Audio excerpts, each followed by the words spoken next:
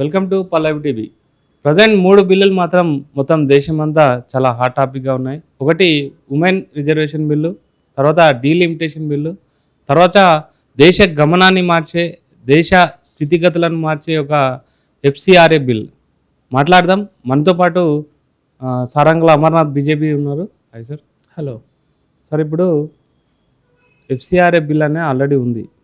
Present కొత్తగా reform తీసుకురావడానికి కారణం ఏంటి? దీంట్లో రాజకీయ కోణం ఏముంది, అసలు ఏమైనా ఉందా, అసలు ఎందుకు తీసుకురావడానికి మెయిన్ కారణం ఏం చెప్తా? ఎఫ్సిఆర్ఏ బిల్లు గురించి చాలా రూమర్స్, చాలా మిత్స్, చాలామంది చాలా రకాలుగా మాట్లాడుతున్నారు. కానీ మనము ఒరిజినల్గా అసలు వారు ఎందుకు అమెండ్మెంట్ తీసుకురావాలి, దాని యొక్క పర్పస్ ఏంది, అమెండ్మెంట్లో ఏం చెప్పారు, ఈ 2 విషయాల గురించి మనం మాట్లాడుకుంటే అందరికి ఫ్యాక్ట్ చెక్ అయిపోతుంది. ఓకే.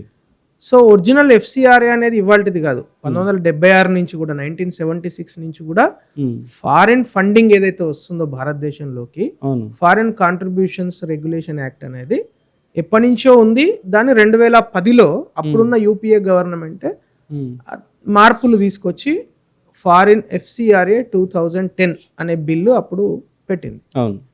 సో ఆ బిల్లు 2024-25లో కొన్ని చేంజెస్ కేంద్ర ప్రభుత్వం చేసింది. ఇప్పుడు ఏంటంటే బేసిక్గా ఏదైనా ఒక ఎఫ్సిఆర్ఏ బిల్ ఇప్పుడు తీసుకొచ్చిన అమెండ్మెంట్ ప్రకారము ఎన్జిఓలకు డబ్బులు తీసుకురావద్దు అనేది లేదు. ఓకే.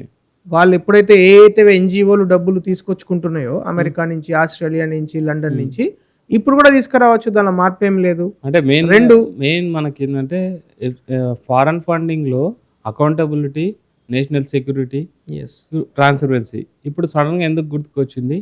ఇది ఒక సర్టన్ పీపుల్ని చెక్ పెట్టడానికే మెయిన్ ఇదే జరుగుతుంది. అంటే బీజేపీ వాదనలో అయితే బలం లేదు, మెయిన్ కాంగ్రెస్ అభ్యంతరాలే చాలా ఇంపార్టెంట్ మాకు అనేసి మొత్తం కూటమి పరంగా కూడా వాళ్ళు బిల్లును ఆపాలనేది చూస్తున్నారు. అంటే దీనిలో బిల్లును ఆపడానికైతే వాళ్ళ శక్తి సరిపోదు, ఎందుకంటే ఇదేమి కాన్స్టిట్యూషనల్ అమెండ్మెంట్ ఏం కాదు, బిల్లు అమెండ్మెంట్ అంతే. సో ఇక్కడ ఏం జరుగుతుందంటే ఎఫ్సిఆర్ఏలో ఇప్పుడు తీసుకొచ్చిన మోడల్ ఏదైతే అమెండ్మెంట్ ఉన్నదో, సో దానివల్ల పారదర్శకత, ట్రాన్స్పరెన్సీ పెరుగుతుంది. ఇప్పుడు ఒక చోట ఏదైనా పర్పస్లో ఇండియాకు డబ్బులు వచ్చినాయి అనుకోండి, ఒక ఎన్జిఓ అదే పర్పస్లో దాన్ని యూటిలైజ్ చేయాలని చెప్తున్నారు. స్కూల్ కట్టడానికి డబ్బులు వస్తే స్కూల్ కట్టండి, చర్చి కట్టడానికి డబ్బులు తీసుకొస్తే చర్చి కట్టండి, లేకుంటే దేవాలయం కట్టడానికి డబ్బులు తీసుకొస్తే దేవాలయం కట్టండి.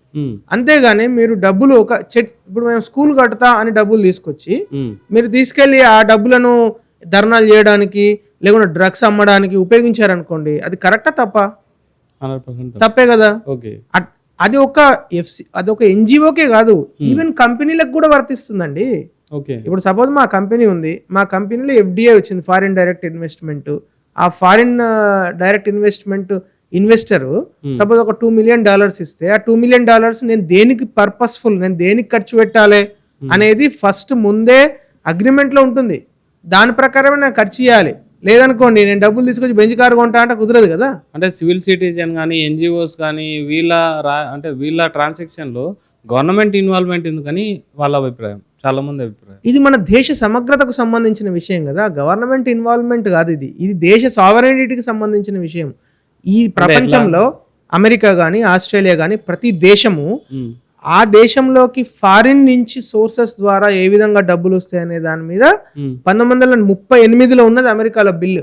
1938 నుంచి ఉంది అమెరికాలో యాక్ట్స్, ఆస్ట్రేలియాలో ఉన్న యాక్ట్స్, యూరోపియన్ కంట్రీస్లో ఉన్న యాక్ట్స్. ఇప్పుడు అమెరికాలో మనం చూసినాం కదా, ట్రంప్ రెండోసారి గెలిచిన తర్వాత రష్యా వాళ్ళే ట్రంప్ని గెలిపించారు అని ఒక పెద్ద నరేటివ్ బిల్డ్ అయింది కదా అమెరికాలో. ఎట్లా అయింది అంటే రష్యా వాళ్ళు గెలిపించొద్దా అమెరికాలో అమెరికన్ ప్రెసిడెంట్ను? రష్యా వాళ్ళు డబ్బులు పెట్టొద్దు, అదే కదా రూలు. మన దేశంలో పాకిస్తాన్ వచ్చి డబ్బులు పెట్టి ఓ పార్టీని గెలిపిస్తా అంటే మనం ఊరుకుంటామా?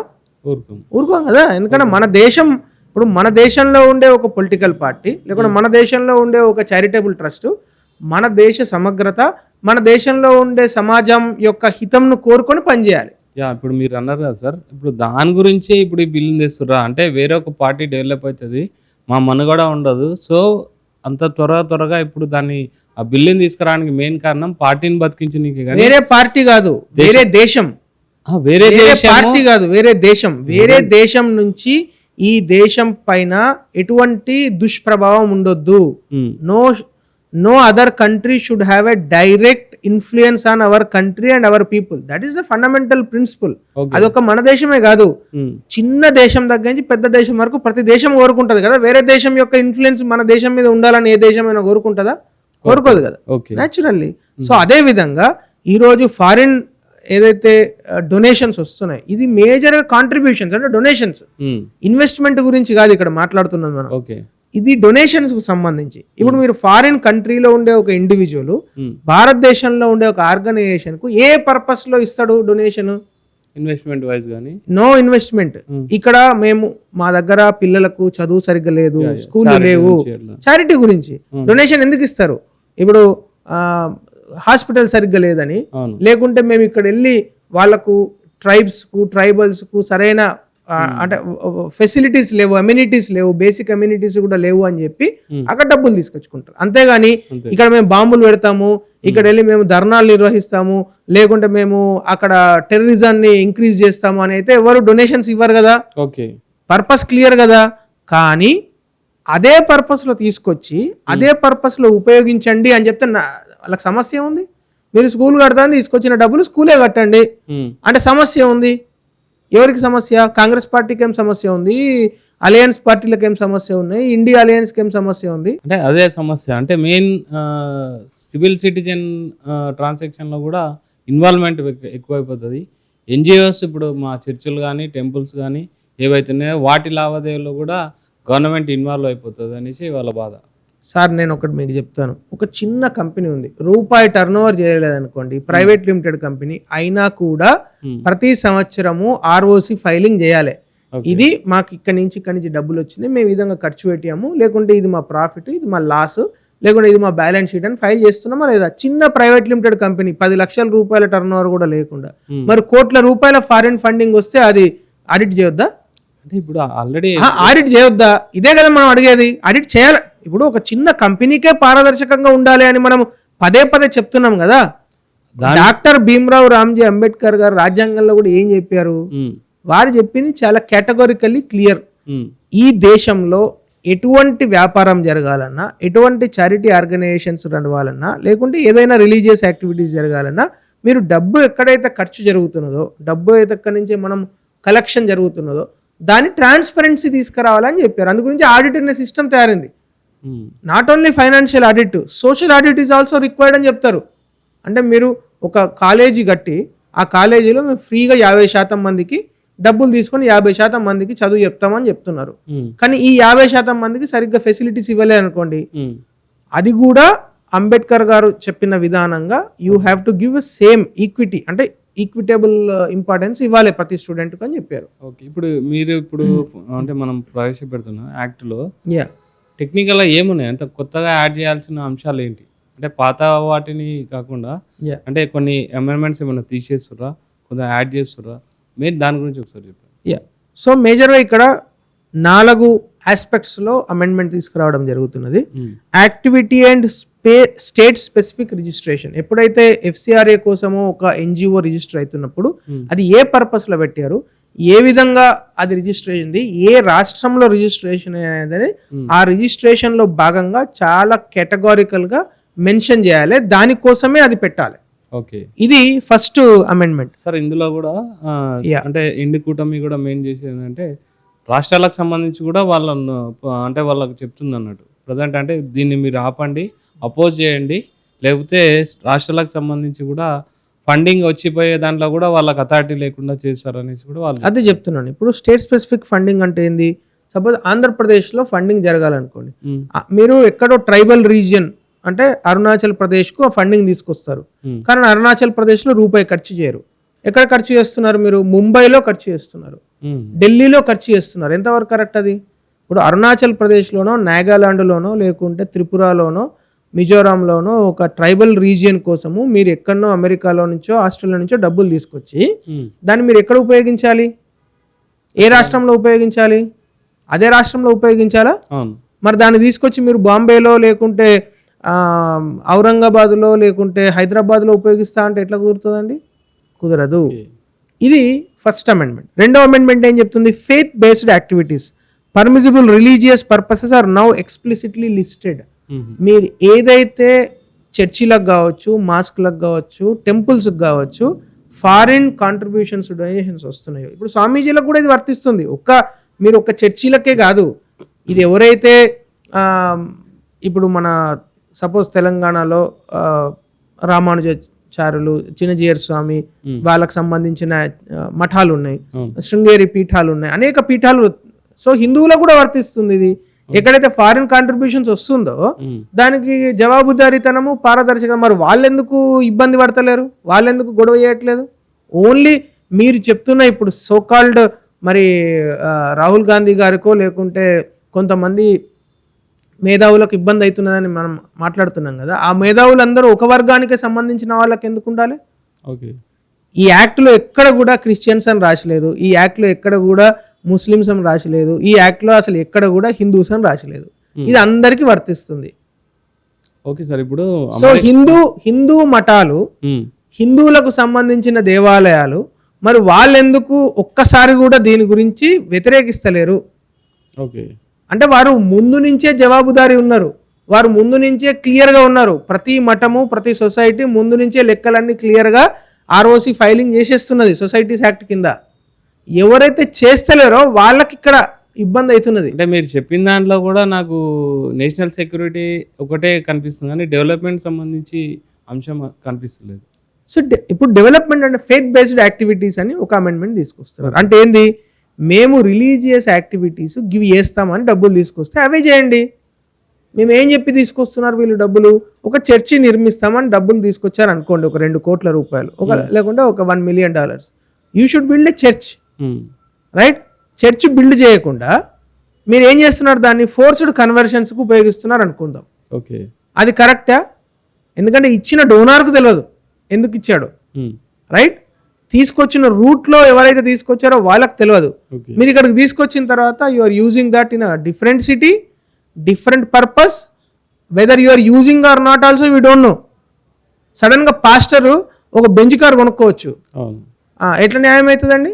ఎవరో కష్టపడి సంపాదించిన డబ్బులు అమెరికాలో ఉన్న వ్యక్తి ఒక $1,00,000 ఇస్తే మీరు తీసుకొచ్చి నేను కార్ కొనుక్కొని ఎంజాయ్ చేస్తా అంటే అది is it acceptable? Do you accept it? అంటే వీటిని కంట్రోల్ చేయడానికి 100% ఇవన్నీ కంట్రోల్ కావాల్సిందే. ఏ పర్పస్ లో డొనేషన్స్, ఇది purpose is donations. So somebody is donating the money with a purpose, not ఇప్పుడు మీరు సపోజ్ మీ దగ్గరకు వచ్చి రవి గారు నేను పలానా పిల్లలకు అన్నదానం చేస్తున్నా డబ్బులు ఇవ్వండి అని అడుగుతాను అనుకోండి, మీరు ఏదో మీకు తోచిన డబ్బులు ఇస్తారు, ఇది డొనేషన్. ఇప్పుడు మీ దగ్గరకు వచ్చి నేను కారు కొనుక్కుంటాను నాకు డబ్బులు ఇవ్వండి అంటే మీరు ఎందుకు ఇస్తారండి? ఇవ్వరు కదా. పోనీ నేను మీ దగ్గర వచ్చి అన్నదానం చేస్తాను డబ్బులు తీసుకొని నేను వెళ్ళి కారు కొనుక్కొని ఎంజాయ్ చేస్తున్నాను అనుకోండి, will you accept? You won't accept. ఇప్పుడు మీకు తెలవాల్సిన బాధ్యత ఉందా లేదా, నేను కారు కొన్నానా అన్నదానం నిజంగా చేస్తున్నానా అనేది మీకు తెలవాల్సిన బాధ్యత ఉందా? మీకు తెలిపించాల్సిన బాధ్యత గవర్నమెంట్ మీద ఉందా లేదా? ఇంత క్లియర్ కట్ గా ఉన్నాక కూడా సోకాల్ మేధావులు అయినా సరే, పార్టీలు అయినా సరే గుడ్డిగా అయితే వాళ్ళు అపోజ్ చేయరు కదా, ఎందుకు చేస్తున్నారు? ఎస్, గుడ్డిగానే అపోజ్ చేస్తున్నారు రాహుల్ గాంధీ గారు. ప్రజలకు సరిగ్గా తెలియక వాళ్ళను ప్రొవోక్ చేసి, అయ్యో మీ డబ్బులు రావు రేపటి నుంచి, మీ NGOలకు ఎవరైతే మీరు రాసి పెట్టుకోండి, ఇవాళ ఈ డేట్ ఇవాళ 10వ తారీఖు కదా, లాస్ట్ ఇయర్ 23,000 crores ఇండియాకు వచ్చిన FCRA కింద.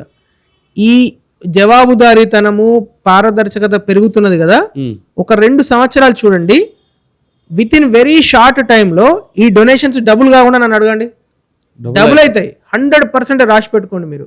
ఎందుకు అంటే రిస్ట్రిక్షన్స్ పెడితే డౌన్ అవుతాయని నేను అనుకుంటున్నా. తప్పది, రిస్ట్రిక్షన్స్ పెడితేనే పెరుగుతాయి. ఎందుకు? ఇచ్చేవానికి నమ్మకం పెరుగుతుంది కదా. ఓకే, ఇప్పుడు ఇచ్చే వ్యక్తికి వీళ్ళు నిజంగానే జవాబుదారీగా వీళ్ళు ఉపయోగించబోతున్నారు అంటే వాడు 10 రూపాయలు ఇచ్చేటోడు 100 రూపాయలు ఇస్తాడు, నిజంగా డబ్బులు ఉన్నవాడు. రెండోది, మీరు కరెక్ట్గా ఇప్పుడు క్లియర్గా మొత్తం ఆడిట్ ఫైల్లో ఉంటుంది మీరు ఏం చేస్తున్నారో. సో అప్పుడు నిజంగా నిజాయితీగా పనిచేసే ఆర్గనైజేషన్స్ నిలబడతాయి, దొంగలు లంగలు కొట్టుకుపోతారు. ఓకే, అంతే కదా. సో నిజాయితీగా పనిచేసే ఆర్గనైజేషన్స్, ఇప్పుడు మీరు FDI పెరిగింది భారతదేశంలో, ఎట్లా పెరిగింది? ROC ఫైలింగ్స్ పెరిగాయి, రిస్ట్రిక్షన్స్ పెరిగాయి, రెగ్యులేటరీ అథారిటీ స్ట్రెంథెన్ అయింది, సెబీ స్ట్రెంథెన్ అయింది. ఎప్పుడైతే మీకు రెగ్యులేటరీ అథారిటీ ఫైలింగ్స్ స్ట్రెంగ్ అయిందో ఉమ్, ఫారిన్ డైరెక్ట్ ఇన్వెస్ట్మెంట్ పెరిగిందా తగ్గిందా? పెరిగింది. మల్టీఫోల్డ్ పెరిగింది. సిమిలర్లీ ఈ యాక్ట్ కూడా బలవంతంగా అంటే శక్తివంతంగా తయారైన తర్వాత, ఈ యాక్ట్ కూడా పారదర్శకంగా తయారైన తర్వాత న్యాచురల్లీ డొనేషన్స్ పెరుగుతాయి భారతదేశానికి. 23,000 కోట్లు కాదు, రేపు రాబోయే రోజుల్లో 1,00,000 కోట్లు వస్తాయి. ఓకే. వీళ్ళు నిజాయితీగా పనిచేసే ఏ ఒక్క ఆర్గనైజేషన్ కూడా భయపడాల్సిన పని లేదు, ఉహు, బాధపడాల్సిన పని లేదు. ఎవడైతే దొంగ పనులు చేస్తున్నాడో, ఎవడైతే లంగ పనులు చేస్తున్నాడో వాడు భయపడాలి, వాడు నిజంగా కూడా భయపడాలి ఓకే. కాదా? వాడు దొంగ పని చేసేటోడు ఎప్పుడైనా భయపడాల్సిందే. ఓకే. లాస్ట్ పాయింట్, ఉమ్, ఎన్హాన్స్డ్ రిపోర్టింగ్.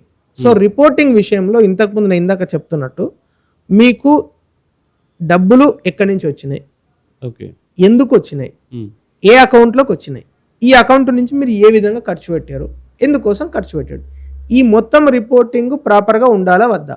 ఉండాలి. ఉండాలి. సో కామన్ మ్యాన్గా ఎవరిని అడిగినా కూడా ఉండాలనే చెప్తారు. గవర్నమెంట్ కూడా గదే చెప్తున్నది, ఉండాలనే. ఉహు, ఉండాలి అంటే సమస్య ఎవరికి? ఓకే. ఇప్పుడు నేను ఇందాక చెప్పిన ఎగ్జాంపులే, మీరు మీ కాలనీలో గణేష్ మండపం పెడతాం, అందరు చందాలు ఇస్తారు. అవును. మీరు ఏం కోరుకుంటారు? చందాలు తీసుకున్న పెద్ద మనిషి కరెక్ట్గా అన్ని అకౌంట్స్ జాగ్రత్తగా రాసి పెట్టాలి, దేనికి ఖర్చు అవుతుంది, ఏమన్నా మిగిలిందా తగిలిందా అని కోరుకుంటారా లేదా? ఖచ్చితంగా కోరుకుంటారు కదా. ఉమ్, ఇన్ లార్జర్ పర్స్పెక్టివ్లో అదే అడుగుతున్నది గవర్నమెంట్. ఓకే. నేను సింపుల్గా చెప్పిన విషయాన్నే గవర్నమెంట్ లార్జర్ పర్స్పెక్టివ్లో అడుగుతున్నది. మీకు 23,900 కోట్ల రూపాయలు భారతదేశానికి వచ్చినాయి. ఆ డబ్బులు ఏ విధంగా ఉపయోగపడ్డాయి, ఉమ్, ఎక్కడెక్కడ మీరు వాడారు, ఏ రాష్ట్రాలలో వాడారు, ఏ ప్రాంతాలలో వాడారు, మీరు మందులకు వాడారా, లేకుంటే చదువుకు వాడారా, లేకుంటే చర్చిలు కట్టడానికి వాడారా, లేకుంటే కన్వర్షన్కు వాడారా, ఇది చెప్పాలి. మీరు ప్రతి organization has to declare, okay. Proper reporting చేయాలి అనే కదా అడుగుతున్నది.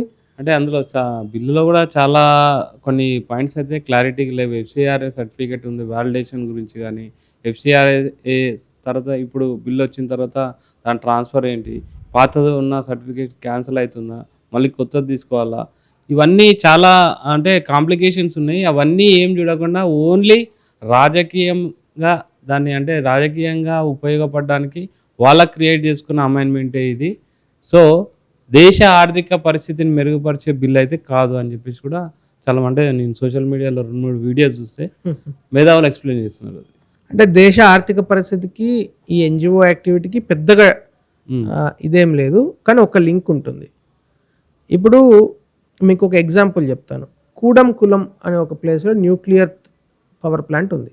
ఈ nuclear power plant nuclear research plant ఉంది. సో ఆ రీసెర్చ్ జరిగే ఏరియాలో గత కొన్ని సంవత్సరాల క్రితము చాలా దుర్మార్గంగా కొన్ని ఎన్జిఓలు కలిసి దాన్ని వ్యతిరేకించినాయి. ఓకే.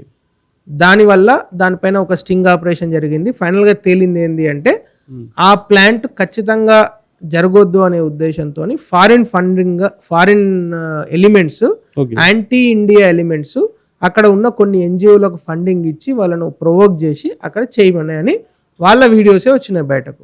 ఓకే. ఈ స్టింగ్ ఆపరేషన్లో అంటే దాని అర్థం ఏంది? ఇండియాలో న్యూక్లియర్ టెక్నాలజీ రావద్దు, ఇండియాలో టెక్నాలజీ డెవలప్ కావద్దు, ఇండియాను కొన్ని ఫారిన్ ఎలిమెంట్స్, ఒక section of foreign elements they see India only as a market, not India as a force. They don't want to see, వాళ్ళు భారతదేశాన్ని ఒక టెక్నాలజికల్ పవర్గా, ఒక యూత్ పవర్గా చూడాలని కోరుకోవట్లేదు. భారతదేశం ఒక పెద్ద మార్కెట్, మేము వెళ్ళి మా వస్తువులు అమ్ముకోవాలి, ఆ విధంగా మాత్రమే భారతదేశాన్ని చూడాలనుకుంటున్నాయి. కానీ భారతదేశం అట్లా ఊరుకోదు కదా, భారత యువత ఊరుకోదు కదా, భారతదేశంలో ఉండే జనరేషన్ ఊరుకోదు కదా. వాళ్ళు ఏమంటున్నారు, అరే భారతదేశం సూపర్ పవర్ చేస్తాం, మేము మా టెక్నాలజీ తీసుకొస్తాము, ఇన్నోవేషన్ తీసుకొస్తాము, సెమీ కండక్టింగ్ టెక్నాలజీ ఇండియాలోనే ఉండాలి, డిఫెన్స్ ఇండియాలోనే ఉండాలి అని ఆత్మనిర్భరత కావాలని భారతీయ యువత కోరుకుంటున్నది. మరి ఇప్పుడు ఇవి రెండు కాన్ఫ్లిక్టింగ్, ఎవరితో నిలబడాలి భారత ప్రభుత్వం? భారతీయ యువతతో నిలబడాలా, ఫారిన్ ఎలిమెంట్స్తో నిలబడాలా? ఓకే, భారతీయ యువతతోనే నిలబడాలి కదా, భావి భవిష్యత్తు కోసం నిలబడాలి కదా భారతీయ ప్రభుత్వం. మరి ఇంతకుముందు కాంగ్రెస్ ప్రభుత్వం ఎవరితో నిలబడ్డది? ఫారిన్ ఎలిమెంట్స్తో నిలబడ్డది. ఫారిన్ ఎలిమెంట్స్కు అనుకూలంగా లాల్స్ తీసుకొచ్చింది. ఫారిన్ యాంటీ ఇండియా ఫోర్సెస్ భారతదేశం అవతల ఉండే కొంతమందికి ఉపయోగపడే విధంగా ఇండియాలో కొత్త కొత్త యాక్ట్స్ తీసుకురావడం జరిగింది. మీకు ఎన్ని ఎగ్జాంపుల్స్ చెప్పొచ్చు నేను. ఫారిన్ ఎప్పుడైతే భారతదేశము ఆర్థికంగా బలపడుతున్నదో, ఎప్పుడైతే భారతదేశము రక్షణ రంగంలో బలపడుతున్నదో, టెక్నాలజీలో బలపడుతున్నదో, ఏఐ, అంతరిక్ష విజ్ఞానము, ఇట్లాంటి అద్భుతమైన రంగాలలో భారతదేశం ఆల్మోస్ట్ నెంబర్ 1, నెంబర్ 2 స్టేజ్కి వెళ్ళిపోయిందో, ఆటోమేటిక్గా foreign elements, anti India forces unite అవుతున్నాయి. వాళ్లకు రాహుల్ గాంధీ తర్వాత డిఎంకే పార్టీ, విజయ్ పార్టీలు, ఇట్లాంటి పార్టీలు తొత్తుల్లాగా బిహేవ్ చేస్తున్నాయి భారతదేశంలో, వాళ్ళ ఏజెంట్ల లాగా. ఈరోజు జార్జ్ సోరోస్ ఏజెంట్ లాగా రాహుల్ గాంధీ మాట్లాడుతున్నాడు. అసలు రాహుల్ గాంధీ గారు ఏ రోజైనా పాకిస్తాన్కు వ్యతిరేకంగా మాట్లాడడం మీరు చూసారా వీడియోలలో? ఎప్పుడైనా అసలు ఆయన మొత్తం ఇప్పుడు 2004 నుంచి ఆయన పాలిటిక్స్లో ఉన్నాడు కదా, 2004 నుంచి 2026 వరకు ఈ రోజు వరకు రాహుల్ గాంధీ అనే వ్యక్తి లేకుంటే సోనియా గాంధీ అనే వ్యక్తి ఎప్పుడైనా పాకిస్తాన్ను తిట్టంగా మనం చూసినామా? పాకిస్తాన్ తిట్టరు, బంగ్లాదేశ్ను తిట్టరు, ఏ దేశం వేరే దేశాన్ని వ్యతిరేకించరు. వాళ్ళు వ్యతిరేకించే ఏకైక దేశం ఏదైనా ఉన్నదంటే అది భారతదేశం. తిడితేనే దేశభక్తులు. భారతదేశాన్ని తిడుతున్నారు కదా, భారతదేశాన్ని తిడితే భారతదేశ భక్తుడు ఎట్లా అంటాం మీరు? వేరే దేశాన్ని తిడితే మన దేశభక్తుడు అనొచ్చు, తిట్టకుండా మన దేశాన్ని పొగిడితే దేశభక్తుడు అనొచ్చు. మీరు పొద్దున్న లేచినప్పటి నుంచి దేశంలో ఇది జరగొద్దు, ఈ టెక్నాలజీ రావద్దు, ఇది డెవలప్ కావద్దు, రోడ్లు ఉండొద్దు, ఫ్లైట్లు ఉండొద్దు, ఎయిర్పోర్ట్లు ఉండొద్దు, అసలు భారతీయ యువతకు జాబులు రాకుండా చేయాలి. భారత్ జోడో యాత్రను మేము చేస్తున్నాను, మీరు బీజేపీ భారత్ తోడో యాత్ర చేస్తుంది, భారత్ జోడో యాత్ర అని దేశమంతా తిరిగిండు ఆయన. తిరిగండు కరెక్టే. భారత్ జోడి మరి ఎవరిని జోడించిండు ఆయన? ఇప్పటి వరకు ఎవరన్నా జోడించిండా? ఆయన భారత్ జోడో యాత్ర చేయడం కాదు, ఫస్ట్ చేయాల్సింది ఏంటంటే ఆయన పాకిస్తాన్ పోయి పాకిస్తాన్ భారత్ కలిపే యాత్ర చేయాలి. ఆ పని చేయమనండి ఫస్ట్. ఎందుకంటే భారతదేశం యొక్క ఔన్నత్యాన్ని కాపాడాలి అంటే ఎఫ్సిఆర్ఏ లాంటి అమెండ్మెంట్స్ ఖచ్చితంగా అవసరము. ఫారిన్ నుంచి భారతదేశానికి వస్తున్న ప్రతి డాలర్ పైన ఖచ్చితంగా పారదర్శకత అవసరం. భారతదేశంలో ఇచ్చే డొనేషన్స్, మన ఇంటి పక్కన ఇచ్చే గణేష్ మండపంకి ఇచ్చే డొనేషనే మనం కోరుకుంటామా లేదా పారదర్శకంగా ఉండాలని? మరి అంత పెద్ద వ్యవహారం నడుస్తున్నప్పుడు వేరే దేశం నుంచి, మొన్న ఒక ఎగ్జాంపుల్ నేను ఒక ఇంటర్వ్యూలో చూస్తున్నాను. ఒరిస్సాలో ఒక ట్రైబల్ ఏరియాలో ఒక పెద్ద కంపెనీ వచ్చింది. ఆ కంపెనీ అక్కడ మైనింగ్ చేయాలి. ఆ 2300 ఎకరాల ల్యాండ్లో ఒక్క గుడిసె కూడా లేదు. అంటే అది పూర్తి అడవి, రిజర్వ్ ఫారెస్ట్. అక్కడ గవర్నమెంట్ అంటే నార్మల్ ఆప్షన్లో భాగంగానే వాళ్ళకు మైన్ ఇచ్చేసింది. వాళ్ళు మైనింగ్ స్టార్ట్ చేయాలి ఇంకొక 6 monthsలో. సడన్గా అక్కడ ఒక ఎన్జిఓ కొన్ని గుడిసెలు వేసేసి ఇక్కడ వీళ్ళకు ఇబ్బంది అవుతున్నదని ధర్నాలు స్టార్ట్ పెట్టింది. వాళ్ళు ఏం చేశారు, కంపెనీ వాళ్ళు గూగుల్ మ్యాప్స్, ఇప్పుడు మీకు టెక్నాలజీ ఉంది కదా, గూగుల్ మ్యాప్స్లో ఎప్పుడు గుడిసెలు పడ్డాయి ఏంది మీకు మొత్తం స్టోరీ తెలిసిపోతుంది. సో ఏ సంవత్సరంలో మాకు పర్మిషన్ వచ్చింది, అసలు ఏ సంవత్సరం వాళ్ళ హ్యాబిటేషన్ స్టార్ట్ అయింది, ఆ హ్యాబిటేషన్ స్టార్ట్ అయ్యి ఎన్ని రోజులైంది, ఇన్ని రోజుల క్రితమే మేము 6 సంవత్సరాల క్రితం మాకు ఆక్షన్లో వచ్చింది, వీళ్ళు 2 సంవత్సరాల క్రితమే ఇక్కడ గుడిసెలు వేసుకొని మాకు వ్యతిరేకంగా వీళ్ళు లాబియింగ్ చేస్తే, వీళ్ళు గొడవలు పెడితే మేము ఎక్కడికి వెళ్ళాలి? అసలు ఏ కంపెనీ అయినా చేయగలుగుతుందా పని? అంటే ఇదంతా ఈ డ్రామా మొత్తం మ్యానిపులేటెడ్. అంతే కదా. ఇప్పుడు నేను నిజంగా 100 సంవత్సరాల నుంచి నువ్వు అక్కడే ఉన్నావంటే ఎస్, ఇట్ ఈస్ జస్టిఫైయబుల్. దానికి రీహాబిలిటేషన్ చేయాలి, మీకు ఇంకో చోట చేయాలి. దేశం డెవలప్ కావాలంటే మన న్యాచురల్ రిసోర్సెస్ మనం ఉపయోగించుకోవాలి కదా. ఉపయోగించుకోవాలంటే మరి ఎవరికి ఉపయోగపడతాయి? ఈరోజు కోల్ తీసి పవర్ తయారు చేసుకుంటున్నాం. ఆ ఎలక్ట్రిసిటీ ఓన్లీ మోడీ గారికి, అమిత్ షా గారికి ఇద్దరికి వస్తుందా? మనకు రావట్లేదా? మనకి లైట్లన్నీ వెలగట్లేదా? మరి ఈరోజు సామాన్యునికి గుడిసెలకి లైట్ వస్తున్నది కదా, రైట్? సో ఈరోజు మీరు పెట్రోల్ డీజిల్తో పాటు ఇథనాల్ మన దేశంలో ప్రొడక్షన్ అవుతున్నది. మరి ఆ ఇథనాల్ అందరికీ ఉపయోగపడుతున్నది కదా. సో ఏదైనా సరే టెక్నాలజీ అనేది మొత్తం సమాజానికి ఉపయోగపడే విధంగా చేయడమే ప్రభుత్వం యొక్క బాధ్యత. ఓకే, ఇప్పుడు మీరు బిల్లు గురించి అంటే లోకల్ అంటే రాహుల్ గాంధీ వ్యతిరేకిస్తారు అంటే, సో రాజకీయ పరంగా అపోజిషన్ కాబట్టి ఎప్పుడు వ్యతిరేకిస్తుంది. కానీ యుఎస్ అసెంబ్లీకి అంటే అమెరికన్ అసెంబ్లీకి సంబంధించిన ఒక మెంబర్ కూడా దీన్ని అంటే అపోజ్ చేస్తున్నారు. అంటే దాన్ని ఎట్లా చూడాలి? దాన్ని అట్లాగే చూడాలి. ఎందుకంటే ఇప్పుడు వాళ్ళకు అంటే దాన్ని అపోజ్ చేయడానికి వాళ్ళకైతే ఏముంటుంది ఉపయోగం? అదే చెప్తున్నాను. సో వాళ్ళు మనల్ని ఆపోజ్ చేస్తున్నారు, ఈ బిల్లును ఆపోజ్ చేస్తున్నారు అంటే మనం కరెక్టే చేస్తున్నాం అని దాని అర్థం. అంతే కదా. ఇప్పుడు మనం బాగుపడుతున్నామంటే న్యాచురల్లీ ఇప్పుడు మనం నెంబర్ 1 స్టేజ్లోకి వెళ్ళాలని కోరుకుంటున్నాము. నెంబర్ 1లో ఉన్నవానికి భయపడి ఉంటుంది కదా. అంటే ఆయన చెప్పేది అంటే ఇంటర్నల్ విషయం అది ఓకే, బట్ ఓవర్ ఇన్వాల్వ్మెంట్ అంటే ఎన్జిఓస్ విషయంలో కానీ సివిల్ సిటిజన్ విషయంలో కానీ ఈ అంటే భారతదేశంలో ఉండే చారిటబుల్ ట్రస్ట్ పైన, ఎన్జిఓ పైన భారత ప్రభుత్వం ఇన్వాల్వ్ కాదు కానీ అమెరికన్ సెనేటర్ ఇన్వాల్వ్ కావాలా? లేదు, ఆయన స్టేట్మెంట్ లో కూడా చెప్పిండు.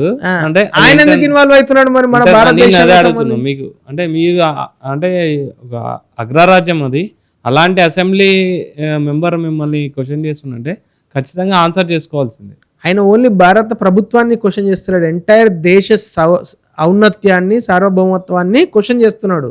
మనం అట్లాంటి వాటికి ఆన్సర్ చేయొద్దు. ఎందుకంటే ఇప్పుడు వాళ్ళ దేశంలో జరిగే విషయాల గురించి మనం క్వశ్చన్ చేస్తామా? చేయం కదా. సో మన దేశంలో జరిగే విషయం గురించి ఆయన క్వశ్చన్ చేయొద్దు, నెంబర్ 1. నెంబర్ 2, ఈ దేశంలో ఈ దేశ పౌరులకు, ఈ దేశ సమాజానికి ఏదైతే మంచి అని మనం అనుకుంటామో అది మనం చేస్తున్నాం. అది మనం చేయట్లేదని ప్రూవ్ చేస్తే అతను మాట్లాడగలగాలి. అంతే కదా. ఇప్పుడు అది చేస్తున్నప్పుడు ఈ దేశంలో ఉన్న ప్రజలు యాక్సెప్ట్ చేస్తున్నప్పుడు అసలు ఆయనకేం నొప్పి, ఆయనకేం సంబంధం? ఇప్పుడు నేను మళ్ళీ అదే ఎగ్జాంపుల్ చెప్తా. అమెరికాలో రష్యన్ పుతిన్ చేయబట్టి అమెరికా ట్రంప్ గెలిచాడు అమెరికాలో ప్రెసిడెంట్గా అని చాలా మీడియా సంస్థలు రిపోర్ట్లు అక్కడ ప్రచురించాయి, చాలా ఒక నరేటివ్ బిల్డ్ చేసి చాలా దారుణంగా మాట్లాడారు. ఎందుకు మాట్లాడాల్సి వచ్చింది? ఫారిన్ ఫండింగ్ వచ్చింది అని వాళ్ళు బాధపడ్డారు. మన భారతదేశంలో కూడా అదే జరుగుతున్నాయి అన్నప్పుడు మనం బాధపడాలా వద్దా? అమెరికాలో ఉన్న వ్యక్తికి హ్యూమన్ రైట్స్ ఉంటాయి, హక్కులు ఉంటాయి, కానీ భారతదేశంలో ఉన్న వ్యక్తికి ఉండవా? ఎవరైనా ఒక మనిషే కదా. ఈ దేశమా ఆ దేశమే. సో వెరీ క్లియర్ రవి గారు, FCRA యాక్ట్ వల్ల ఏ ఒక్క నిజాయితీగా పనిచేసే, ఉద్దేశపరంగా లక్ష్యం పరంగా ఎవరైతే నిజాయితీగా పనిచేస్తారో వాళ్లకు ఒక్క సంస్థకు కూడా అన్యాయం జరిగే అవకాశమే లేదు. ఎవరైతే దొంగలు ఉన్నారో, ఎవరైతే చారిటీ కోసం డబ్బులు తీసుకొచ్చి దొంగ పనులు చేస్తారో, వేరే పనులకు దాన్ని వాడతారో, అలాంటి వాళ్ళకు మాత్రం ఖచ్చితంగా భయపడాల్సిన అక్కర ఉన్నది. ఎందుకంటే వాళ్ళే ఈ దేశానికి ద్రోహం చేసేవాళ్ళు. ఇప్పుడు 12th ప్రవేశపెడుతున్నారు అది. ఇప్పుడు అంటే కేరళకు సంబంధించి కేరళ రాష్ట్రం ఎక్కువగా అపోజ్ చేస్తుంది. అంటే దేనికోసం? కేరళకు మెయిన్ ఈ FCRA బిల్కి ఏంది లింక్ ఎక్కువ? అంటే ఫారెన్ ఫండ్స్ ఎక్కువ వస్తాయి ఇక్కడ. కరెక్ట్. దానికోసం వాళ్ళు అపోజ్ చేయమని IND కూటమి అంటే రాహుల్ గాంధీ కూడా వాళ్ళని కోరడం జరిగింది. సో ఇప్పుడు కాంగ్రెస్ సపోర్ట్ లేకుండా ఏం జరుగుతుంది? ఇప్పుడు టెక్నికల్గా ఏం జరుగుతుంది లోపల? అంటే 12th ప్రవేశపెడుతున్నారు కదా, కాంగ్రెస్ సపోర్ట్ అవసరం లేదు. Straight away it will be passed. అంటే కొందరు సపోర్ట్ కూడా కావాలని కోరినట్టయితే కిరణ్ రిజిజు కూడా మాట్లాడినట్టయితే తెలుస్తుంది మనకి. అంటే ఎంపీలను సపోర్ట్ చేయమని కోరడం సర్వసాధారణం కదా, కానీ వీళ్ళ సపోర్ట్ లేకుంటే అది ఫెయిల్ అవుతుంది అనేది మాత్రం కరెక్ట్ కాదు. దానికి కావాల్సిన సపోర్ట్ ఉంది. దానికి ఎంతనైతే సపోర్ట్ అవసరమో ఆ సపోర్ట్ ఆల్రెడీ కూడగట్టుకున్నాము. అది ఖచ్చితంగా పాస్ అవుతుంది. దానిలో ఆ అమెండ్మెంట్స్ వల్ల నేను మళ్ళీ చెప్తున్నాను, ఏ ఒక్క పార్టీకి, ఏ ఒక్క చారిటబుల్ ట్రస్ట్కు, ఏ ఒక్క NGOకి కూడా నష్టం జరగదు.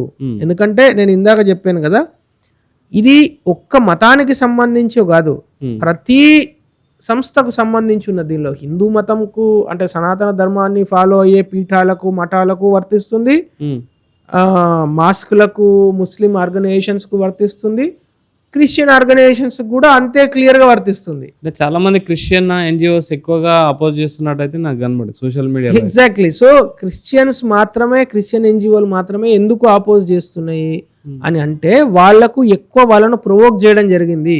మీకు రేపటి నుంచి ఫండింగ్ ఆగిపోతుంది, మీకు రేపటి నుంచి మిమ్మల్ని అందరినీ క్లోజ్ డౌన్ చేసేస్తారు, మీ స్కూల్ అన్ని బంద్ అయిపోతాయి, మీ కాలేజీలు బంద్ అయిపోతాయి, మీ హాస్పిటల్ బంద్ అయిపోతాయి అని భయపడిస్తున్నారు వాళ్ళను. అవి ఏవి కూడా రాజకీయంగా అంటే ఎక్కువగా క్రిస్టియన్లోకి ఎక్కువగా మారుతున్నారు. సో బీజేపీ అంటేనే ఒక హిందూ మతాన్ని కాపాడే ఒక పెద్ద పార్టీ అనేది ఓపెన్ సీక్రెట్ అది. సో దానికోసం అంటే ఎక్కువగా మత మార్పిడి జరుగుతుంది కాబట్టి అక్కడ చెక్ పెట్టాలి. ఇది చెక్ పెట్టాలంటే ఖచ్చితంగా మనకి ఈ యాక్ట్ తీసుకొస్తేనే కొంచెం కంట్రోల్ అవుతుంది అనేది కూడా ఒక టాక్.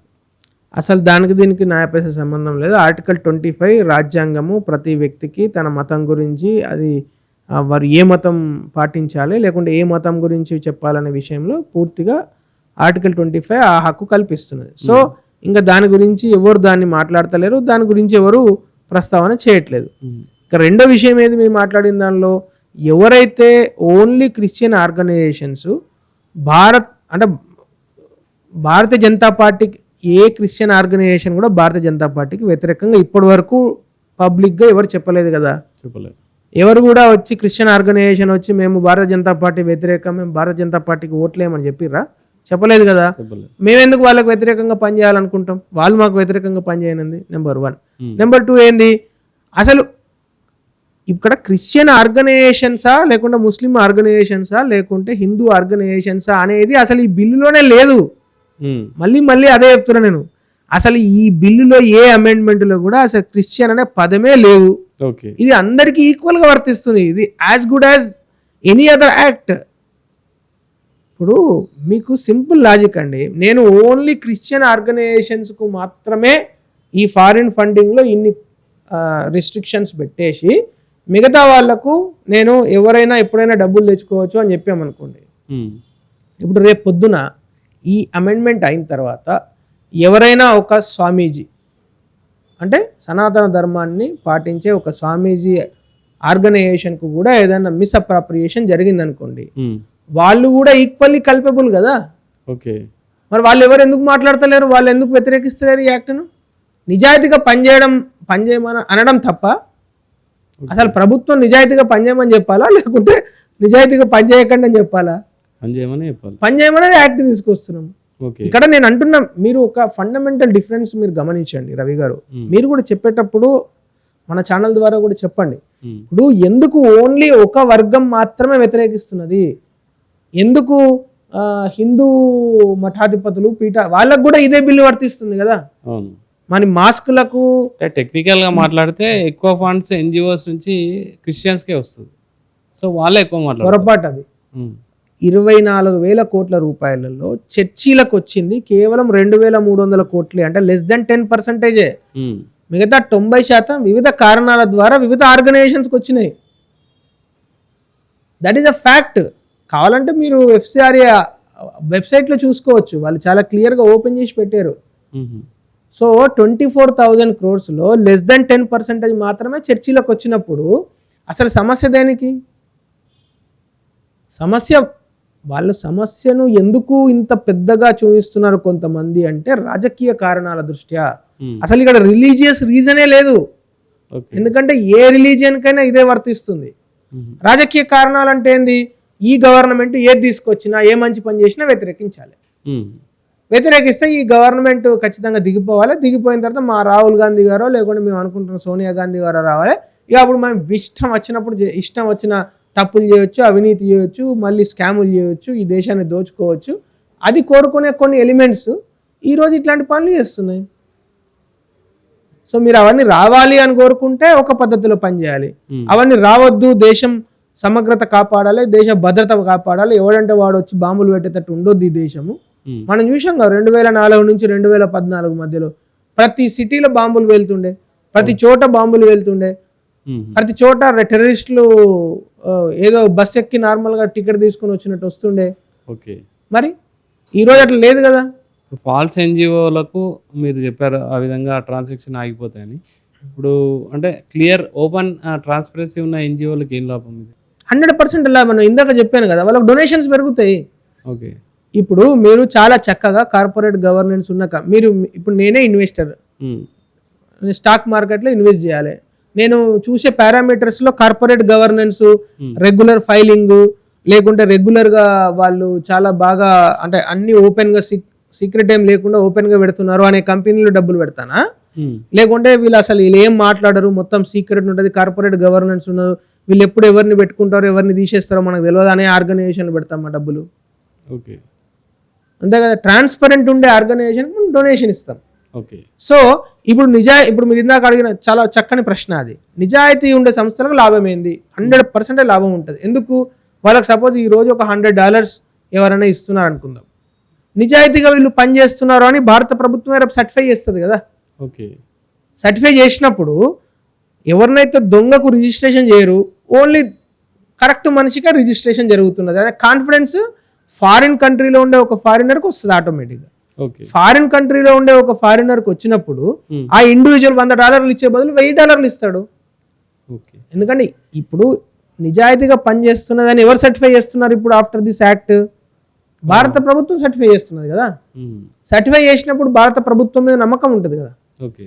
అట్లా. So the logic is very clear and abundantly return on the wall. ఎవరైతే నిజాయితీగా పనిచేస్తారో వాళ్ళ యొక్క డొనేషన్స్ ఈ యాక్ట్ తర్వాత, ఈ అమెండ్మెంట్ తర్వాత అది డబుల్ కన్నా ఎక్కువ అవుతాయి. మీరు రాసి పెట్టుకోండి అని చెప్పినా కదా నేను. మీరు రాసి పెట్టుకోండి. లాస్ట్ ఇయర్ 24,000 కోట్లు వచ్చినాయి భారతదేశానికి. ఈ మొత్తం ఈ యాక్ట్ సరిగ్గా అమలైన తర్వాత ఇంకొక 2-3 సంవత్సరాలలో ఈ 24,000 crores డబుల్ కన్నా ఎక్కువ అవుతుంది. And they will go to very particularly honest, integrity ఉన్న ఎన్జిఓలకు వెళ్తాయి. దానివల్ల భారతదేశంలో ఉండే నిజంగా పేదవారికి, నిజంగా అవసరాలు ఉన్న ప్లేసెస్లో, నిజంగా అవసరాలు ఉన్న ట్రైబల్స్కు ఖచ్చితంగా అది వెళ్తాయి, చేరుతాయి. ఓకే. అంటే మీరు చెప్పేది ఎన్జిఓస్ ఓకే. ఇండివిజువల్కి అంటే ఫారెన్ నుంచి ఫండ్స్ ట్రాన్స్ఫర్ చేసుకునే వాళ్ళకి ఏ విధమైన దానికి వేరే రూల్స్ ఉన్నాయి. FCRA వాళ్ళకి సంబంధం. ఇది ఓన్లీ కాంట్రిబ్యూషన్స్ అంటే only donations. It won't donations తీసుకునే అవకాశం ఉన్న సంస్థలే ఎన్జిఓలు. ఓకే. పొలిటికల్ ఓన్లీ ఎన్జిఓస్ కూడా, ఓన్లీ ఎన్జిఓస్కి. పొలిటికల్ పార్టీస్కు డొనేషన్స్ తీసుకునే అర్హత లేదు. ఇండివిజువల్స్ డొనేషన్స్ తీసుకునే contribution regulation authority, foreign contributions regulation act. Okay. ఇది ఓన్లీ కాంట్రిబ్యూషన్స్ మాత్రమే రెగ్యులేట్ చేస్తుంది. ఓకే. ఇది ఇప్పుడు ఫేమా, ఫేరా ఇవన్నీ డిఫరెంట్ యాక్ట్స్ ఉంటాయి కదా. సో దానిలో మాదిరిగానే FCRA. అంటే కామన్ మ్యాన్ కి అర్థం కావాలని క్వశ్చన్ అడుగుతున్నా. 100%. Yes, that is a good question. So ఇది ఇప్పుడు ఈ యాక్ట్ కేవలం ఎన్జిఓలకు, చారిటబుల్ ట్రస్ట్లకు మాత్రమే వర్తిస్తుంది. ఇది ఇండివిజువల్స్ కు వర్తించదు. అంటే ఇండివిజువల్స్ ఎవరైతే మన అన్నలు, తమ్ముళ్ళు, చెల్లెలు, అక్కలు డబ్బులు పంపిస్తారుగా వాళ్ళకు వర్తించదు. అట్లాగే కంపెనీలకు వర్తించదు. కంపెనీలకు ఇన్వెస్ట్మెంట్ రూపంలో వస్తుంది డబ్బులు.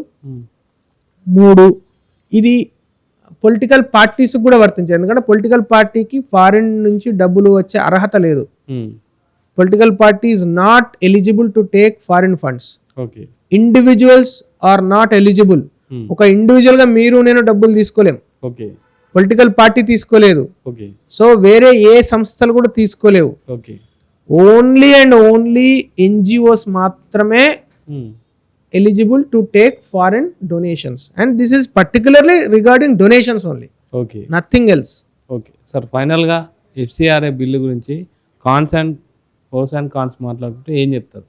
ఈ అమెండ్మెంట్ ఏదైతే మనం ఇప్పుడు 2026లో అమెండ్మెంట్ తీసుకొస్తున్నామో, ఈ అమెండ్మెంట్ ద్వారా భారత ప్రభుత్వము తీసుకొచ్చే అంటే నిజాయితీ గల ఎన్జిఓలకు లాభం చేస్తాయి. ఎవరైతే అబద్ధాలు ఆడి, ఎవరైతే ఇబ్బందులు పెట్టి భారత ఔన్నత్యాన్ని, ఇక్కడ ఉన్న దేశ భద్రతకు వ్యతిరేకంగా, దేశ భద్రతకు వ్యతిరేకంగా, దేశ సమాజానికి వ్యతిరేకంగా పనిచేసే ఎన్జిఓలకు ఖచ్చితంగా ఇబ్బంది కలుగుతుంది, కలగాలి కూడా. ఎందుకంటే నేను స్కూల్ కడతా అని డబ్బులు తీసుకొచ్చి టెర్రరిస్ట్ యాక్టివిటీస్ చేస్తా అంటే ఎవరు ఊరుకోరు. మూడో విషయం ఏంటంటే FCRA అమెండ్మెంట్ తీసుకురావడం ద్వారా భారత సమాజంలో చాలా మంచి మంచి మార్పులు చెందే అవకాశం ఉంది. ఎందుకు?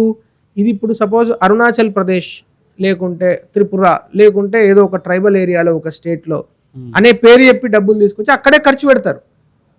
అక్కడే ఖర్చు పెట్టడం మూలాన అక్కడ స్కూల్స్ డెవలప్ అయ్యే అవకాశం ఉంది, అక్కడ కాలేజెస్ డెవలప్ అయ్యే అవకాశం ఉంది, అక్కడ హెల్త్ ఫెసిలిటీస్ డెవలప్ అయ్యే అవకాశం ఉంది. సో ఈ కాంట్రిబ్యూషన్స్ దానికి వాడతారు, ఏదైతే వాళ్ళు పర్పస్తో తీసుకొస్తున్నారో. నాలుగోది, ఏవైతే డ్యూబియస్ ట్రాన్సాక్షన్స్ ఉంటాయి, అంటే సస్పీషియస్ ట్రాన్సాక్షన్స్ ఉంటాయో అవి చాలా తగ్గిపోతాయి, హవాలా తగ్గిపోతుంది. ఈరోజు ఏం జరుగుతున్నది, అక్కడ డొనేషన్ రూపంలో డబ్బులు ఇచ్చి ఇక్కడ రూపీస్ లో ట్రాన్సాక్షన్స్. హవాలా అంటే చాలా సినిమాలలో మాక్సిమం ఇదే, ఫారెన్ మనీ ట్రాన్స్ఫర్ చేసుకోవడం. అది సింపుల్, అంటే చాలా సింపుల్ గా చెప్పేస్తారు. ఎగ్జాక్ట్లీ. సో అంత సింపుల్ గా ఈ చారిటబుల్ ట్రస్ట్ ద్వారా డబ్బులు వస్తున్నాయి అనుకోండి, how can you stop? Transparency, accountability, integrity, ఈ 3 క్యారెక్టరిస్టిక్స్ను ఇన్కల్కేట్ చేయడమే ఈ FCRA అమెండ్మెంట్ యొక్క ప్రధానమైన లక్ష్యం. Okay, thank you sir. Thank you very much.